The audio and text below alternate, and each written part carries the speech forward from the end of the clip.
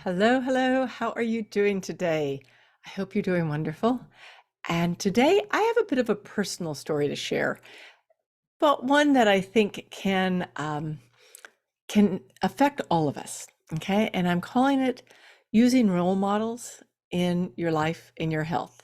So thank you so much for being here, and here, let's go. Today, when we go live, is my mother's birthday. My mother is no longer with me.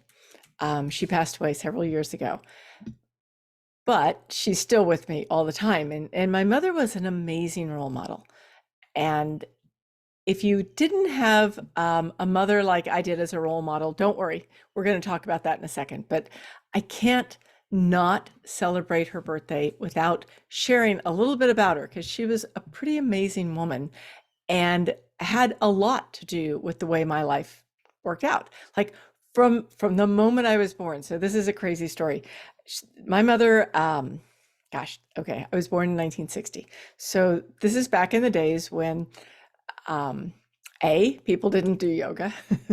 B, people didn't meditate. And C, people did not have babies in Catholic hospitals with hypnosis. But my mother did. That's how she had me. And it was hush hush. The doctor couldn't talk about it because it was against the rules in this hospital. But that was the kind of mom she was. And that's how she brought me into the world. So it was kind of fun.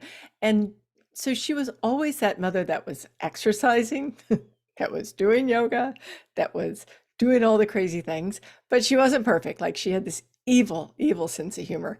I can remember when I first moved to Texas, I was very young. I don't know, call it 7 years old. And I have been almost legally blind my entire life. So when I sleep, my glasses come off, I can't see a thing. So she comes in and I have to preface this by telling you that when I moved to Texas, even as a 7-year-old, I thought, oh my gosh, I have moved to hell. This is the hottest place I've ever been in my life. It's miserable. We came from Colorado. It was just miserable, right? So April Fools, I don't realize it's April Fools. She wakes me up and she's like, Kelly, it's snowing outside. So I run to the window and I can just see myself, nose brushed against the window. I can't see anything. I can't see 2 feet in front of me, right? And I'm looking for the snow, and she's just dying laughing because it's April Fools. That was my mother. And, but, as time went by, she did all kinds of stuff. But one of the things that has always stuck with me was at about 50, she took up Taekwondo. And my mother was very petite. I mean, 5'5", 120 pounds, dripping wet. And she takes up Taekwondo. First, I went to a class with her, but like before I even had a chance, the guy said, grab your partner and throw him. She had me down on the ground, like boom, so hard. I was like, not doing this with my mom anymore. She's dangerous. But I went to one of her black belt. Okay, just so you know, she became a 5th-degree black belt. All right, that is a master. Like, this is master status in Taekwondo. But she was probably up for her 2nd or 3rd belt. And I went to her, I don't even remember what they call them. I'm sorry, this is embarrassing, but you have a place where they go up for their belt and you get to watch them do it. So I'm watching my mom and she's getting ready to be up. It's her turn. And I realize that they have 2 guys that she's going to have to be sparring with. 2 guys, and they're big guys. They're 6-foot type, 6-foot guys, like they're huge. And I'm like, wait a second, I am up. I am tearing over there to tell these Taekwondo master guys to stop this. They can't do this to my mother. And the bell rings. Time to go, right?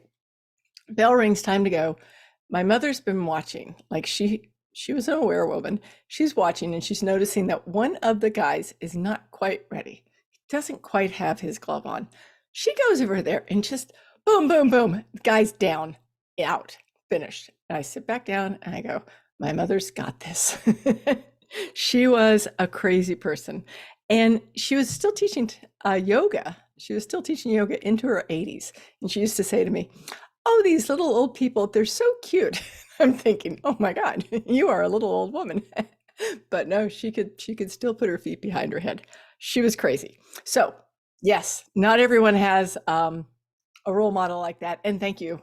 Thank you for letting me go on, because I haven't really talked about her in a long time. And she was very amazing. And If you don't have role models, there are lots of other ways to do it. One of my clients, she decided that her mantra this year was sexy and strong in my 60s. All right. I loved it. I was like, great, beautiful.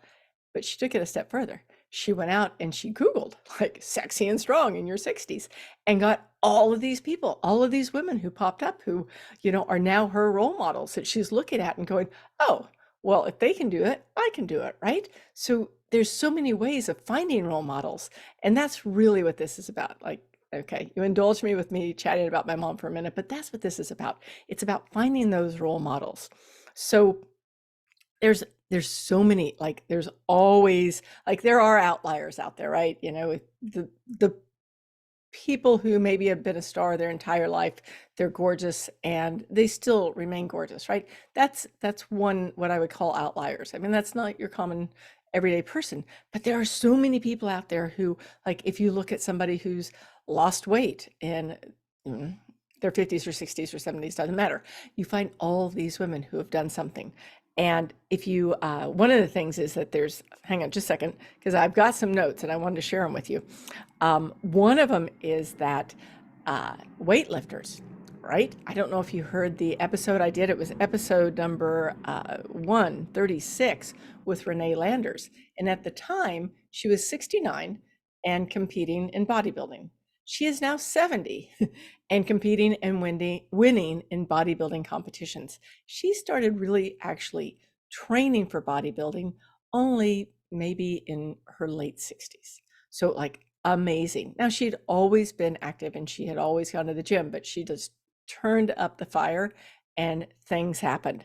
And then another person that we had right after her was Kate Champion. And Kate Champion did a book, it was called Never Too Late.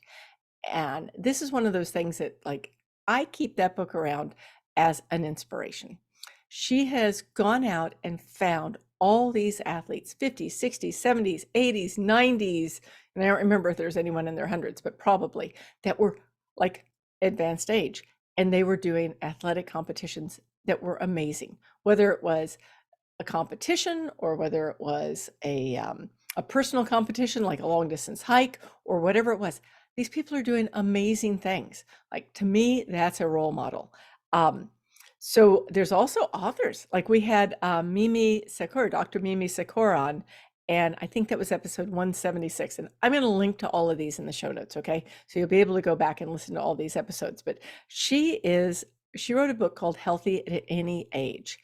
And at, I think it was 58, somewhere around there, 58, 59, she was overweight, unhealthy, lethargic. And her daughter said, you either need to get up and start moving, or else you're not going to be here with me for the rest of my life. And I'm not happy about that. And she did. And she's now like, I mean, she's this amazing role model. She's this beautiful woman in her, I don't remember exactly, mid to late 60s, I think. She has done bodybuilding. She has competed in competitions. She is like an author of several health books. Like, she is somebody to follow. And what a role model, right? And then there's people who have gained muscle, like I've just talked about. And then there's like the adventure women and people in Kate's book. But I can tell you that from my own life, I paddle with a kayak, rivers, whitewater rivers, with a woman who's maybe, I don't know, she's a few years older than me. And I use a kayak, right? Which sounds like, something to do, like whitewater kayaking sounds kind of tough.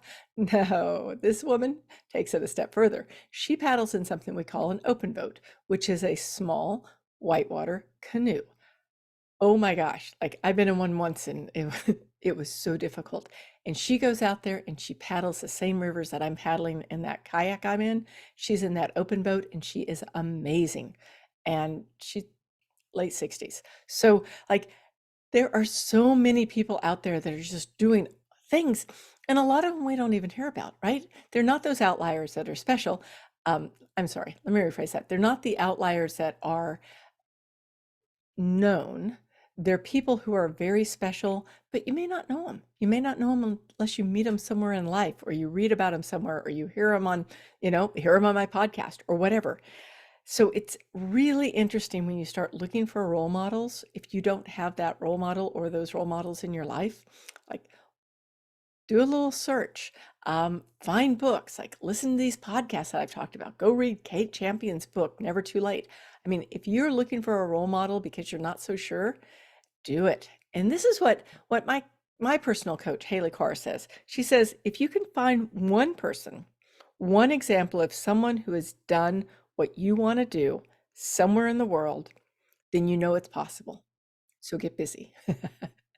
And I love that quote because she says it all the time and it always makes me stop and go, she's right. Like, it's like, what was it?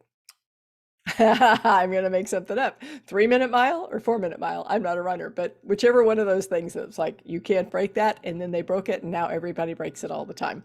So that's the kind of thing you shouldn't talk about where you just have no knowledge, Kelly, but whatever.